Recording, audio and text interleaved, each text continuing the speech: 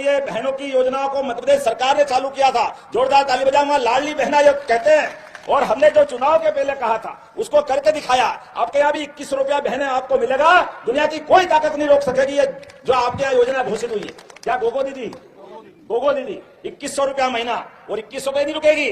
अच्छे प्रकार से सरकार चली तो आगे 5000 तक देने वाले हैं ये सरकार के लोग हैं, ये हमने वहां करके दिखाया।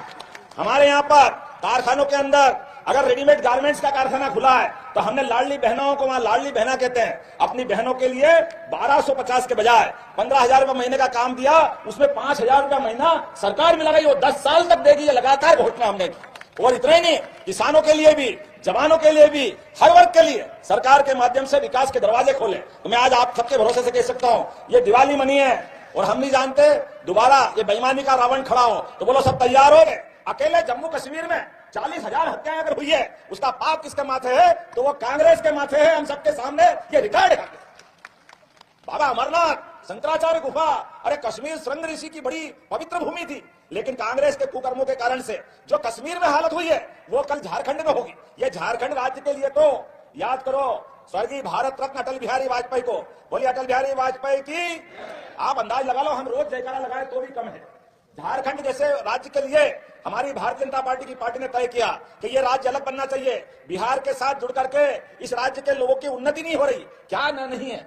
भगवान भी तरसते, इतना सुंदर प्रदेश है, चारों तरफ से हरियाली, चारों तरफ से इसके क्षेत्र के अंदर अलग अलग प्रकार की खदानें, और तो और प्रकृति ने भी परमात्मा का कुछ ज्यादा ही आशीर्वाद दिया है। लेकिन ये सब करने के बाद अटल जी ने जब राज्य बनाया था और राज्य बनाने के टाइम घोषणा की थी, ये राज्य भारत के सभी राज्यों में सबसे नंबर 1 का राज्य होगा, ये अटल जी ने कहा था। लेकिन ये बेईमान, अटल जी को भी मालूम नहीं था ये बेईमानों की सरकार आएगी। और कर्म कैसे? आपने कहा आलमगीर नोट गिर रहे हैं उसके घर में, समझ में नहीं आ रही कहां रख रहे हैं। ये बेईमानों की सरकार आ रही, जिनके पीए के पास भी ये 40-40 करोड़ रुपए निकल रहे हैं। सही बताओ, अगर 100 के नोट की अगर पूरी रेल भर दो तो रेल कम पड़ जाए। संजय जी गलत तो नहीं है? 350 करोड़ किसको कहते हैं? हमारे बाल बच्चों का पेट काट कर ये सारे के सारे मेहनत करने वाले लोग अपने खून को पसीना कर रहे हैं, और ये बेईमान इनको लूट लूट कर जा रहा है। ये चुनाव ईमानदारी और बेईमानी के बीच का है। ये चुनाव भाजपा कांग्रेस का नहीं है, ये चुनाव हेमंत सोरेन और भाजपा का नहीं है, ये बेईमानी और ईमानदारी का है। एक तरफ बेईमान है और बेईमानी का नमूना आपको मालूम है, जो जेल की सजा काट करके आ रहे हैं, जेल में जिनके इस कारण से मुकदमे बन रहे हैं। लेकिन हिम्मत देखो, मैं तो आज इस बात को कभी सोचता हूं तो डर जाता हूं। मैं भी सरकार का मुखिया हूं, लेकिन सरकार का मुखिया अगर ये करने लगेगा तो डूब मरना पड़ेगा। अरे हम भगवान राम के देश में रहते हैं, बोला प्रभु रामचंद्र जी महाराज की। ये भगवान राम राज की कामना करने वाला लोकतंत्र का भारत।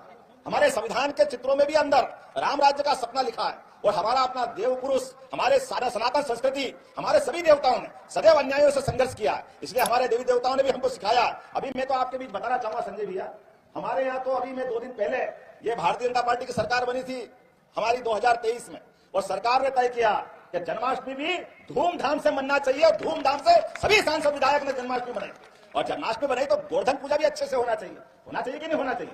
तो होना चाहिए। तो हमारे सभी सांसद, सभी विधायक, सभी मंत्री, मुख्यमंत्री सबने धूमधाम से गोवर्धन पूजा की। अरे अपने 33 करोड़ देवी देवता का वास होता, गौ माता होता कि नहीं होता? उनकी पूजा करना चाहिए कि नहीं करना चाहिए? लेकिन हमारी सरकार इसलिए कर रही है कि ये झंडा लहरा रहा है, और झंडे का निशान आप याद रखना, ये कमल का फूल है। अभी आपने लक्ष्मी पूजन किया है, लक्ष्मी पूजन में अगर आपको कोई कारण से मूर्ति नहीं मिले, लक्ष्मी जी का पाना नहीं मिले, तो आप केवल कमल की फूल की पूजा कर लो, तो अपने आप विष्णु लक्ष्मी पूजन हो जाता है। ये पवित्र निशान हमारा, ये हमारे देव संस्कृति है। हमने अगर पार्टी का विचार भी रखा तो सनातन धर्म का पालन करने के लिए, हमने अगर जय भी बोली है तो भारत माता की जय बोली है। इनको भारी कैसे? हम पे बहुत आरोप लगते हैं कि हम हिंदू मुस्लिम करते हैं, हम मुस्लिमों की चिंता नहीं करते। अरे ये नरेंद्र मोदी है जिनने अपने देश के अंदर 10 करोड़ मुस्लिम बहनों की चिंता करते हुए 3 तलाक का कानून खत्म करा। ये हमारे नरेंद्र मोदी जी की सरकार है, जोरदार अभिनंदन करो। अरे बहन बेटी कोई भी हो, हिंदू की हो, मुसलमान की हो, उसकी इज्जत की रक्षा करना, उसकी जिंदगी बचाना, उसके जिंदगी में कलंक घोलने के लिए अगर कोई काला कानून है तो कानून बदलने की जवाबदारी सरकार की होती। और मुझे इस बात की खुशी है, जो नरेंद्र मोदी कहते हैं वो करके दिखाते हैं। इसीलिए अभी संजय भाई ने बहुत अच्छी बात कही है, मैं उन बातों को दोहराना नहीं चाहता हूं। लेकिन आप बताओ, किसानों के लिए, व्यापारियों के लिए, अरे यही देश था पहले, अपने यहाँ एक हेलीकॉप्टर, एक पनडुब्बी, कोई जहाज नहीं खरीद पाते थे। और आज दुनिया के अंदर अच्छे से अच्छे हथियार खरीदने के लिए भी अगर कोई देश सक्षम है, उस देश का नाम है हिंदुस्तान। हिंदुस्तान जिंदाबाद। ये नरेंद्र मोदी जी का सरकार का तरीका है। और क्या रूस, क्या अमेरिका, क्या जापान, क्या इंग्लैंड, अपने देश और देश की सरकार के नाते से जो हमारे नरेंद्र मोदी जी कर रहे हैं, आज हमें कितना अच्छा लगता है। नरेंद्र मोदी जी के नेतृत्व में देश दुनिया के अंदर कहां 11वें नंबर पे था, कहां 5वें नंबर पे आ गया, और ये साल जाते जाते अगले साल जर्मनी, जापान को पीछे छोड़ करके 4थे नंबर पे आएगा, और आगे जाकर के 26 में हम जर्मनी को पीछे छोड़ करके 3रे नंबर पे आएंगे। अरे भारत तो सदैव सोने की चिड़िया था हमारे बाप दादाओं के जमाने से, लेकिन इन बेईमानों ने भारत को लूट लूट के इतना कंगाल कर दिया कि हालत खराब हो गई। एक तरफ मोदी जी और एक तरफ ये, आपको डिसाइड करना है। आज के अवसर पर मैं तो भगवान राम के काल को फिर याद करूं। संजय भैया, मैंने ऐसा दृश्य नहीं देखा जो मंच पे देख रहा। वाकई आप भी धन्य और आपके प्रतिनिधि भी धन्य। हमारे समरी लाल जी ने विधानसभा की टिकट छोड़ करके भी ये पार्टी के चुनाव चिन्ह के लिए, हमने भगवान राम और भरत का मिलाप तो सुना था कल, जिनने कहा था कि मैं आपको भी प्रधानमंत्री और मुख्यमंत्री बनने का मौका मिलना चाहिए। होना चाहिए कि नहीं होना चाहिए? हमारे चंद्रशेखर आजाद, भगत सिंह, आपकी धरती के भगवान बिरसा मुंडा, इनने अपनी शहादत किस बात के लिए दी? इस बात के लिए दी कि अंग्रेजों को भगाओ और देश में लोकतंत्र लाओ, देश के लोगों में देश की जनता नियत करेगी। इसलिए चंद्रशेखर आजाद ने अपने कनपटी पे बंदूक लगा के अपना शरीर छोड़ा।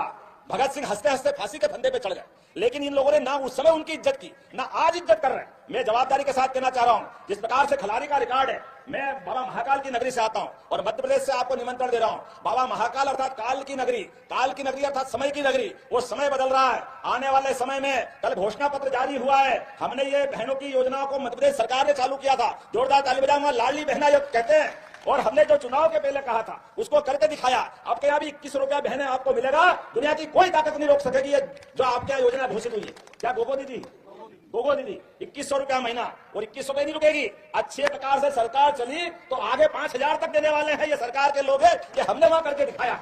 हमारे यहाँ पर कारखानों के अंदर अगर रेडीमेड गारमेंट्स का कारखाना खुला है तो हमने लाडली बहनों को वहां लाडली बहना कहते हैं। अपनी बहनों के लिए 1250 के बजाय 15,000 रुपए महीने का काम दिया, उसमें 5,000 रुपया महीना सरकार मिला गई। वो 10 साल तक देगी, ये लगातार घोषणा हमने।